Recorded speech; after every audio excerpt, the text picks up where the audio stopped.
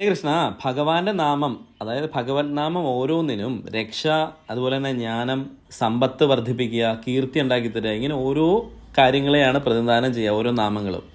അപ്പോൾ ഓരോന്നിനെയും മന്ത്രരൂപത്തിൽ ചൊല്ലി പുഷ്പാർച്ചന നടത്തുന്നത് എല്ലാ അനുഗ്രഹങ്ങളും നിങ്ങൾക്ക് ലഭിക്കാൻ നല്ലതായിരിക്കും. അപ്പോൾ നമ്മൾ അർച്ചനകളൊക്കെ നടത്തുമ്പം ഭഗവത് നാമങ്ങൾ എന്തിനാണ് ഏതിനാണെന്ന് നോക്കിയിട്ട് ചെയ്യുന്നത് നല്ലതായിരിക്കും. അപ്പം പുഷ്പാഞ്ജലി നമ്മൾ നടത്തുക പൊതുവിൽ ആരോഗ്യം ലഭിക്കാൻ വേണ്ടിയിട്ടാണ്, ആരോഗ്യപ്രദമായ കാര്യങ്ങൾക്ക് വേണ്ടിയിട്ടാണ് പുഷ്പാഞ്ജലി നടത്തുക. അതിൽ തന്നെ രക്തപുഷ്പാഞ്ജലി ആണെങ്കിൽ ചുവന്ന പൂവ് കൊണ്ട്, രക്തപുഷ്പം കൊണ്ടാണ് നമ്മൾ ചെയ്യുക. അത് ശത്രുദോഷ നിവാരണത്തിനും ആകർഷണ ശക്തിയൊക്കെ വർദ്ധിപ്പിക്കാൻ വേണ്ടിയിട്ടാണ് ചെയ്യുക. പിന്നെ ചിലർ സ്വയംവരാർച്ചന നടത്താറുണ്ട്. അത് വരപ്രാപ്തിക്ക് വേണ്ടിയിട്ടും അതുപോലെ തന്നെ വിവാഹം നടക്കാനും ഒക്കെ വേണ്ടിയിട്ടാണ് ചെയ്യുന്നത്.